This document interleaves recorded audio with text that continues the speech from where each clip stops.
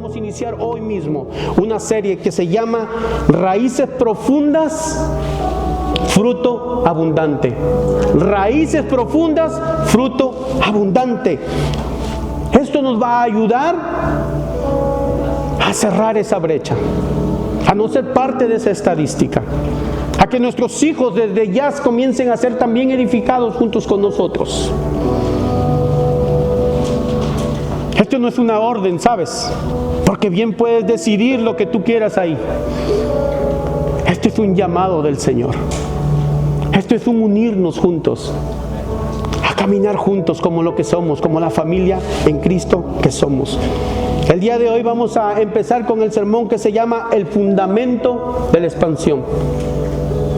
Vamos a leer la palabra y nos ponemos de pie para leer Colosenses 2, 6, 7. Colosenses 2, capítulo 2, versos 6 y verso 7. ¿Qué nos dice la palabra? El fundamento de la expansión. ¿Cuántos quieren expandirse?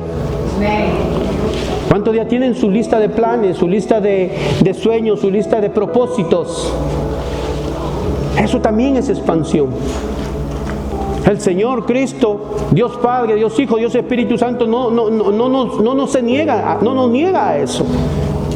Pero la palabra nos dice: por eso, de la manera que recibieron a Cristo Jesús como Señor, vivan ahora en Él, arraigados y edificados una vez más en Él, confirmados en la fe como se les enseñó, llenos de gratitud. Palabra del Señor. Podemos tomar asiento, mis hermanos. En el mundo de la agricultura, y no sé si aquí habrá quienes conocen ese rubro, ese ámbito, ¿verdad? Ellos dicen, o hay una ley que es inquebrantable, que la altura de un árbol es proporcional a la profundidad de sus raíces. La altura de un árbol es proporcional a la profundidad de sus raíces. Aunque nadie se detiene, mis hermanos, a mirar a un roble, qué grandes serán sus raíces, nadie se detiene a eso. Usualmente miramos al árbol y lo miramos frondoso, con aquellos frutos, con aquel tallo así, ¿no? Grandísimo. Pero el Señor hoy nos llama y nos dice: si quieres ver expansión arriba, necesito que trabajes en tu edificación abajo. ¿Qué les parece? Ya este año empezamos. Nuestra hermana predicadora Ana Iris, ella nos dijo ya cuál es la meta más importante de nuestras vidas. ¿Cuánto tomaron y cuánto siguen pensando en esa meta? Luego nuestro hermano Eliasa, también predicador, él nos dijo que el Señor está escogiendo a los 300.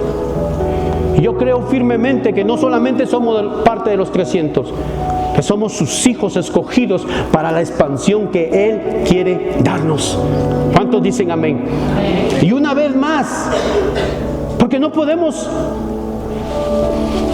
cumplir la meta, cumplir los sueños, expandirnos, ser parte de algo. No puede ser simplemente por magia, por algo sencillo.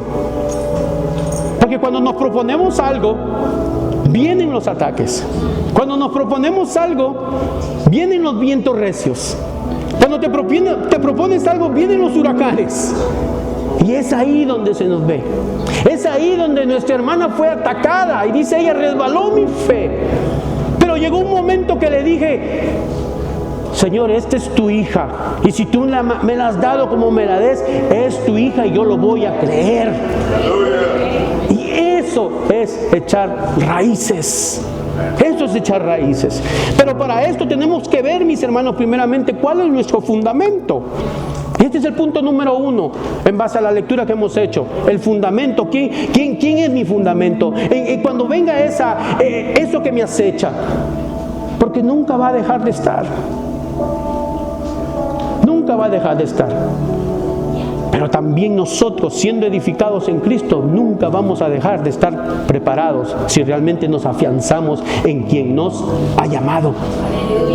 La carta de Colosenses es escrita por Pablo. Y dice la historia, el contexto histórico, que posiblemente él estaba en una cárcel, pero escribió porque había una necesidad grande en la iglesia de Colosas, en estos hermanos. Había una necesidad grande. Habían recibido a Cristo, pero se estaba introduciendo una enseñanza falsa, 3 enseñanzas falsas basadas en legalismo, basada en ritos. Tenían que hacer las cosas de una forma, tenían que hacer ciertas dietas de una forma, si no, no agradaban a Cristo. Estaba también el gnosticismo. ¿Qué quiere decir el gnosticismo? Que tenían que ver como que si las cosas del Señor, como que si para leer la palabra hay que estar así escondidos, a oscuras, como hay que prender una vela para que algo suceda. Querían adorar a ángeles para agradar a Dios.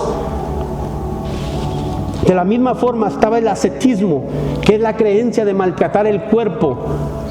Como Cristo se sacrificó, así también nosotros nos sacrificamos, maltratamos el cuerpo, no solamente externo, también espiritual.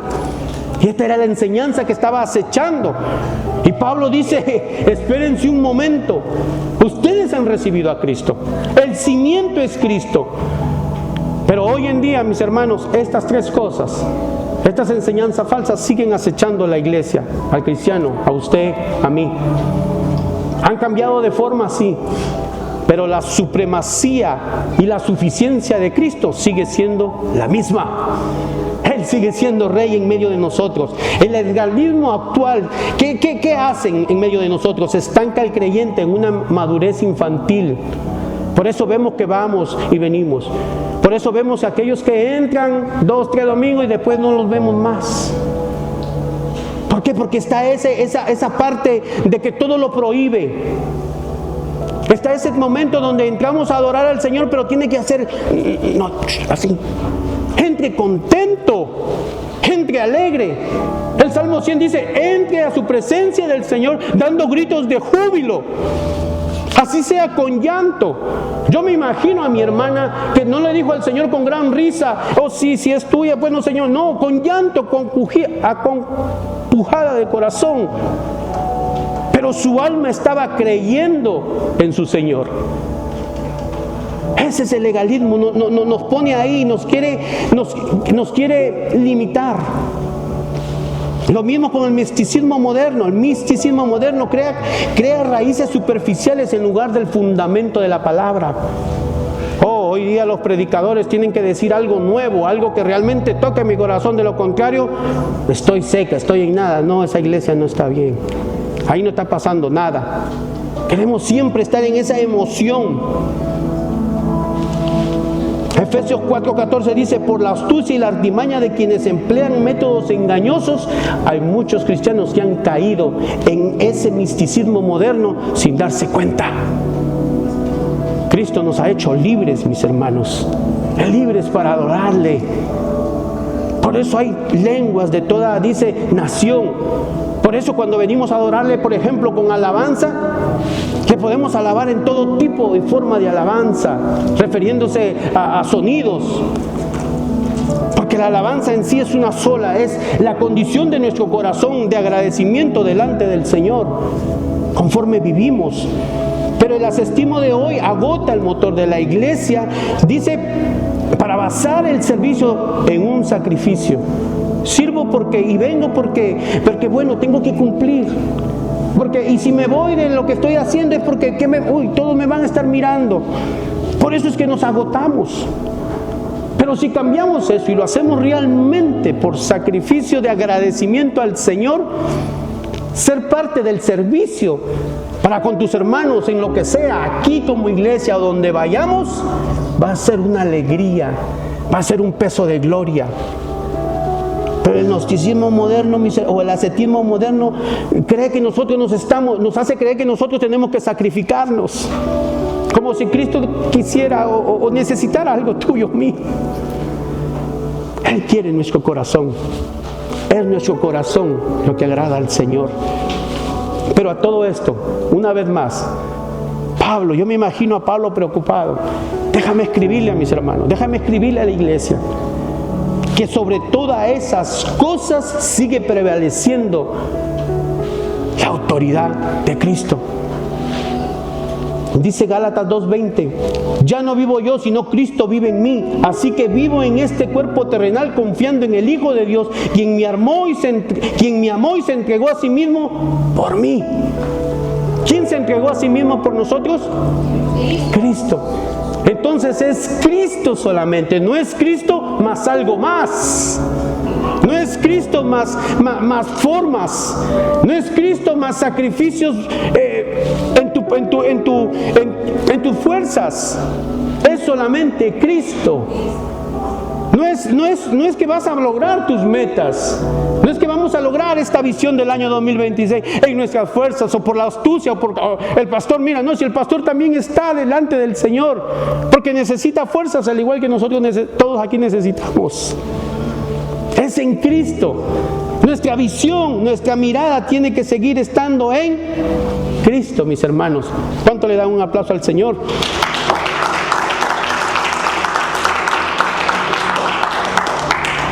Su plenitud es con nosotros. No estoy diciendo que no necesites un plan, no estoy diciendo que no necesites hacer marcar lo que quieres lograr. Pero eso tiene que ser sombra de nuestra relación con el Señor. En Él somos plenos. En Él se cumplen nuestros planes. Y ahora sí entramos un poco donde dice el verso 6 que Pablo nos exhorta: de la manera que recibieron a Cristo Jesús como Señor, vivan ahora en Él. Entonces, ¿cuál es nuestra forma de vivir? ¿O en quién tenemos que vivir? En Cristo. Porque si Él es el que nos ha dado la salvación, debe ser también Él el Señor de tu agenda y de mi agenda. Debe ser Él sobre todas las cosas. Debe de ser Él nuestra nutrición. No como dicen estas encuestas, que son las redes sociales, la nutrición de muchos. Yo sé que algunos trabajan con eso. Pero realmente esto es para poder analizar: ¿es mi nutrición realmente Cristo? El cristianismo, mis hermanos, no es un evento de una sola vez, sino es un caminar diario. ¿Cuántos hemos recibido por fe aquí al Señor? ¿Cuántos hemos recibido aquí por fe al Señor? Entonces tenemos que vivir por fe. Y es ahí cuando Pablo dice en la primera parte del verso 7, es una metáfora realmente lo que él está usando. Dice: arraigados. ¿En quién una vez más? En Él. Arraigados. Y es esa figura que he puesto ahí, que me la encontré y me gustó mucho, porque es precisamente esa imagen que tenemos que tener. Arraigados hacia abajo en Él. ¿Por qué? Porque lo que Pablo está usando aquí es esa mezcla de que, o más bien es esa relación en que en la agricultura las plantas tienen esa relación directa con el suelo, de sus raíces, de expandirse. En el griego original, esta palabra arraigados sugiere una acción que ya ocurrió, pero debe de seguir profundizándose. Debe de seguir profundizando. No es suficiente decir: yo acepté a Cristo. Y hay muchos han aceptado a Cristo, pero lo vemos siempre en ese tambaleo. ¿A qué se debe? ¿A que es Cristo el que no está en sus vidas? ¿O realmente no estamos echando las raíces que el Señor nos manda a echar, a arraigarnos en Él? Mis hermanos, en un árbol la raíz tiene la misión de sujetarlo. Sabemos lo que es un huracán, ¿verdad? Especialmente en nuestra área, hemos escuchado, hemos visto. Y eso viene y arrasa. Y muchas veces así también en los problemas con nosotros, las vicisitudes o los retos, vienen y arrasan con nosotros. Pero cuando los vientos golpean, ¿por qué muchos árboles sobreviven? Por sus raíces profundas, extensas, vigorosas. ¿Por qué el cristiano puede sobrevivir a todo ataque de lo que sea? Del enemigo y de su propia concupiscencia.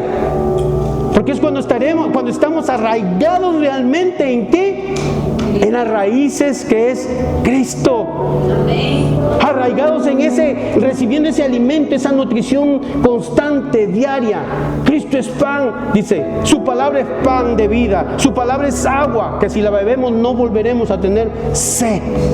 Su función de la raíz es absorber. La función de nuestro corazón es absorber lo que el Señor ya estableció para nuestras vidas. Para nosotros el suelo es la palabra. Es estudiarla, es entrenar nuestras raíces en la verdad de Cristo. Pero hay quienes su entrenamiento o su alimentación diaria es más bien lo excesivo. Lo excesivo, siendo lo que somos, hijos de Dios, queremos todo lo de afuera. La ansiedad, la validación. Tiene que alguien más validarte cuando el que nos ha validado es nuestro Señor realmente. El arraigamiento requiere que decidas que tu nutrición hoy va a ser las enseñanzas de la palabra, la doctrina de los apóstoles. Eso es lo que nos enseña Hechos 2:42, por eso está basado la visión de este año así. El arraigamiento es un proceso, mis hermanos, silencioso. Es eso que la misma palabra nos enseña, ese proceso de edificación diario en nuestras vidas. Nadie se escucha cuando la raíz está creciendo, pero sí todos ven cuando el árbol está creciendo, cuando están echando sus frutos. ¿Cuántos queremos ver eso en nuestras vidas? ¿Cuántos queremos ver eso en nuestros hijos? La visión de este año, mis hermanos, nos llama a la disciplina de la lectura personal, al estudio, a la meditación, a escuchar, a erradicar ese analfabetismo bíblico. ¿Cuántos están dispuestos a erradicar ese analfabetismo bíblico? Nuestro conocimiento o crecimiento no va a ocurrir solo cuando yo traigo esto, o cuando nuestros hermanos que predican nos predican. Va a ocurrir cuando tú empieces a abrir tu Biblia y a leerla. Va a ocurrir cuando nosotros juntos, en esas casas de adoración que vamos a abrir, nos podamos juntar a discernir lo que ya hemos leído. Ahí va a ser cuando nosotros vamos realmente a empezar a echar raíces. Vamos a estar arraigados. Quiero preguntar, ¿cuántos están listos para ser parte de estas casas? ¿Cuántos están listos para ser parte de esta visión? Gloria a Dios. Pablo, una vez que presenta ese hecho de que primero tenemos que tener el fundamento claro, Cristo, su palabra, el Espíritu Santo, Dios mismo con nosotros. Dice, ahora tienes que estar arraigado en Él, porque Él es tu fundamento. Entonces Él empieza la construcción. Porque dice en la parte que sigue en el mismo verso 7, dice, edificados en Él. Oiga eso, edificados en Él.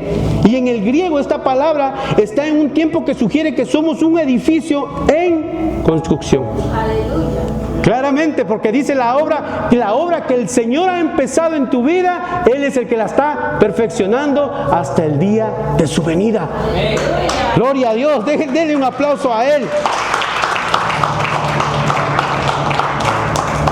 El Señor no solo quiere hacernos crecer como un roble fuertes, el Señor quiere que también seamos edificados. Y es aquí donde no es de mi persona para ustedes, no es un mandato, sino es un llamado de lo que el Señor está haciendo. Del Señor para nosotros es un mandato, una necesidad intrínseca debe de ser. ¿Cuántos vemos cuando vamos hacia Nueva York esos grandes edificios, verdad? Y vemos que son edificios fuertes. Mirando un poco, encontré que decía que conforme fuerte es el edificio, no es porque lo es en sí, sino es por el material que han usado para construirlo. Porque es la profundidad de su cimiento para que sea lo más alto posible. Buscando o preguntando con estos arquitectos que diseñan los planos, me decía, donde más se invierte es en la simiente. En el cimiento, ahí es donde más se invierte. Me decía a mí, ahí es donde se va a ir toda tu plata, en crear cimiento realmente fuerte, con un cemento realmente fuerte, con unas varillas de fierro realmente fuertes que resistan a los sismos, a los aires, a los huracanes. es ese material por excelencia para nosotros los cristianos, para estos edificios que cada uno de nosotros somos, y su palabra. Este es el cemento de nuestras vidas. Aquí encontramos esa mezcla perfecta. De aquí es que nos llenamos, de aquí es que nos nutrimos. Hechos 2:42 dice precisamente, se mantenían firmes. Firmes en lo que íbamos a hacer. Nos vamos a mantener firmes en lo que vamos a hacer. Porque yo sé, mis hermanos, que van a venir ataques del enemigo. Porque yo sé que nuestros hermanos que han abierto sus casas van a ser movidos. Van a querer ser removidos para que cierren esas casas de adoración. Pero ahí es donde tenemos que ser firmes. Ahí es donde tenemos que juntarnos. Ahí es donde tenemos que decir, vamos a cubrirnos los unos con los otros. Ahí es cuando la sabiduría del hecho de juntarnos va a ayudar al otro. ¿Cuántos lo creen? Te voy a pedir que me des unos minutos más para continuar con esto. Cuando quieres edificar, cuando quieres construir, buscas un plano. Aquí quien nos está llamando a construir, a hacer continuar siendo edificando, expandirnos como iglesia, como personas, como hijos de Dios, como padres, como esposos, es Cristo.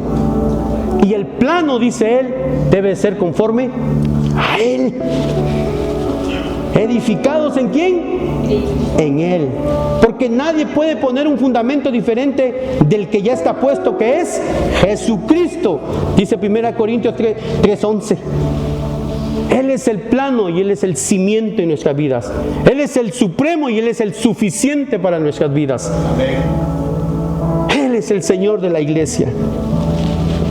Muchos, mis hermanos, muchos de nosotros, muchos dicen somos cristianos, pero vemos cómo su simiente o su edificación se tambalea siempre. Casi siempre caminan al borde del colapso, siguen con sus mismas luchas, están rodeados de las mismas personas y prácticas que los conducen a los mismos vicios. Visitan los mismos lugares a los cuales ya no pertenecen. Siguen visitando la Babilonia, de cual Dios los quitó. Pero somos cristianos. Entonces sería preguntarnos realmente en quién nos estamos edificando. ¿Quién está haciendo ese cemento para nuestras vidas? Para cada ladrillo, para cada cosa que ponemos en nuestras vidas, en la vida de nuestros hijos, de nuestros hogares. La edificación que soporta las bendiciones y la expansión que Dios nos quiere dar ocurre cuando alineamos nuestra voluntad al diseño de Dios. Yo sé que aquí mismo he visto hombres y mujeres que sin importar qué estaba pasando, pero se dieron cuenta y alinearon su corazón, su vida, su forma de pensar, su forma de estar, su forma de mirar al conocimiento de la palabra de Dios. Y hoy son edificios grandes en construcción. Y el Señor va a seguir haciendo la buena obra en ellos y en nosotros. Esa es la visión de este año, a continuar siendo edificados. No cada quien por su lado, sino en la unidad y la firmeza como una iglesia. Eso nos va a dar la firmeza. Eso nos va a dar la firmeza. Si el pastor no puede ir a visitar a aquella persona, pastor, voy yo.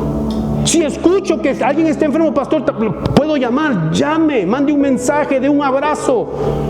Cosas tan sencillas como esas cambian, edifican nuestra relación. Aquí estamos todos, mis hermanos. La edificación te da la capacidad de decir, esto no me mueve. O sea, el problema no me mueve, porque mi estructura está basada en una verdad eterna, no en una circunstancia temporal. ¿Cuántos lo creen? No en una circunstancia temporal. Aquí no vamos a ver cristianos emocionales. Aquí vamos a ver cristianos que estamos cimentados en la palabra de Dios. Y no estoy diciendo ni juzgando al que todavía está en ese proceso, no, sino que juntos vamos a hacerlo. Juntos, mis hermanos. Finalmente, viene la consolidación. Es que la palabra es perfecta. Tiene una ruta sin errores. Nos da un fundamento.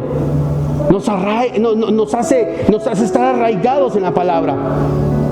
Nos crea y nos dice, este debe ser el carácter de la construcción de tu edificio, de la construcción que eres en Cristo. Finalmente dice, tengo que confirmar tu fe. Tengo que confirmar tu fe. Pablo concluye este pasaje con la meta final de todo creyente. Tu meta, mi meta, la meta de este año para nosotros. Confirmados en la fe como se les enseñó y llenos de gratitud. Una vez más, la gratitud alaba al Señor. La gratitud, pero dice confirmados en la fe. Y la palabra griega para confirmados se usaba en el ámbito legal, dice, para ratificar un contrato, a garantizar un negocio. O sea, inicialmente podía hacer cualquier cosa, pero una vez que se garantizaba, se confirmaba, se convertía en algo legal, no en cualquier cosa. Y es lo mismo que ocurre con nosotros. Es exactamente lo que ocurre con nosotros, porque cuando venimos podemos hacer lo que sea y podemos tener lo que sea y podemos tener los mejores planes. Y vemos en el mundo que lo hay. Y hay cosas que se cumplen. Porque el ser disciplinado, el ser organizado, hasta cierto punto el que ser obediente trae frutos. Ahora imagínese todas esas cosas puestas como sombra por tu relación con Dios. Lo cambia todo, mis hermanos. Esto nos hace pasar de oídas a la experiencia, del domingo a la experiencia, del domingo al lunes, al martes, al miércoles, a que nosotros podamos seguir edificando nuestras vidas. Al día que ya sea jueves, viernes, que elijas poder juntarte con tus otros hermanos en esa área para seguir siendo edificados los unos a los otros. Hay una ocasión donde un hombre en la Biblia fue echado a la fosa de los leones. ¿Quién lo conoce? Daniel. Fue echado, fue aventado a la fosa de los leones. ¿Pero qué salió? ¿Qué pasó ahí? ¿Él improvisó su fe? ¿Lo agarraron desprevenido? La dieta o la disciplina que tenía Daniel eran oración 3 veces al día, mañana, tarde y noche. Él estaba arraigado en Cristo, en Dios. Él conocía, él no improvisó su momento. Él sabía, cuando bajó, él bajó a conocer a los leones, porque primero había conocido al Señor. Él creía, él sabía en quién estaba creyendo. Él conocía a su Dios. Alguien me dijo algo muy importante, y es importante para mí, porque cambió la perspectiva de cómo yo miro a mi Dios, de qué yo le creo a mi Dios. Dijo, pastor, alguien me enseñó que no debemos delimitar las bendiciones que vienen de Dios. No limites. No hay nada que pueda contra el Señor. Es más bien nosotros cuánto le conocemos. Hebreos 11 dice que por fe algunos cerraron boca de leones, pero esta fe no era un cimiento emocional del momento, era el resultado más bien de una vida de integridad y de relación. Por eso podemos cerrar boca de leones. Oye esto, mire, esto es lo impactante. Cuando el rey Darío fue al foso de la mañana siguiente, ¿cómo lo encontró a Daniel? Mírenlo ahí, meditando, pensando, esperando, Señor, ¿a qué hora me van a mandar a sacar? Y eso impactó, primeramente porque tenía él una fe confirmada, no una fe emocional, no una fe improvisada, confirmada ¿en qué? En su relación y su disciplina con el Señor. Yo sé que la palabra disciplina causa siempre ese hecho de que ya vienen a imponer. No es una imposición, es que ahí nos equivocamos. Es que ahí está eso de reglas de hombre en la iglesia. Si estar con Dios es disfrutarlo. Y es ahí el resultado donde se expande cuando el testimonio de un cristiano es basado en la fe confirmada por nuestro Señor.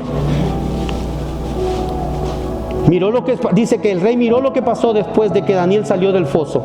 El rey Darío promulgó un decreto para que todos en el imperio temieran al Dios de Daniel. Para que todos en ese lugar temieran al Dios de Daniel.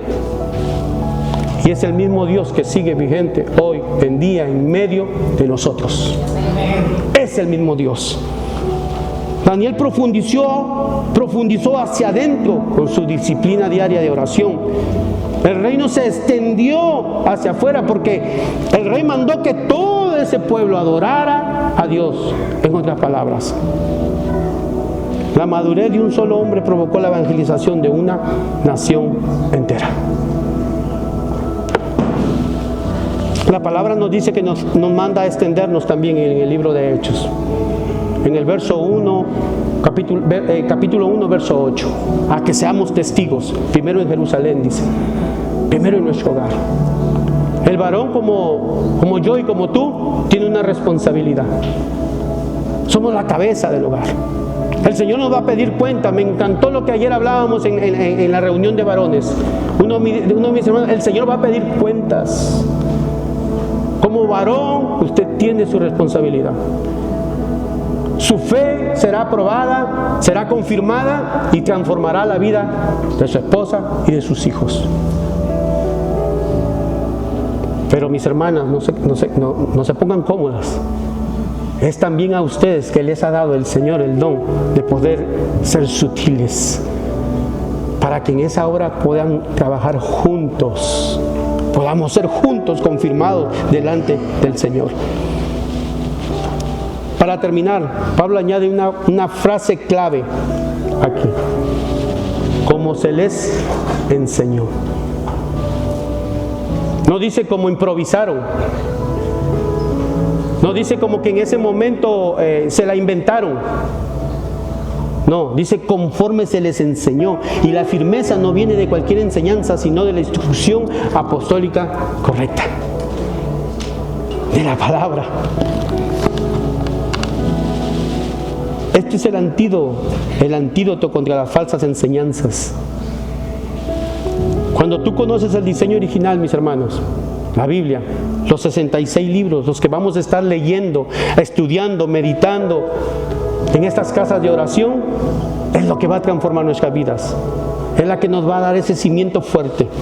La verdad es la que nos va a hacer realmente hombres y mujeres libres de vivir el cristianismo conforme a Cristo, conforme a su palabra. ¿Cuántos creen todo esto? Creer es el primer paso. ¿Cuánto nos queremos comprometer realmente?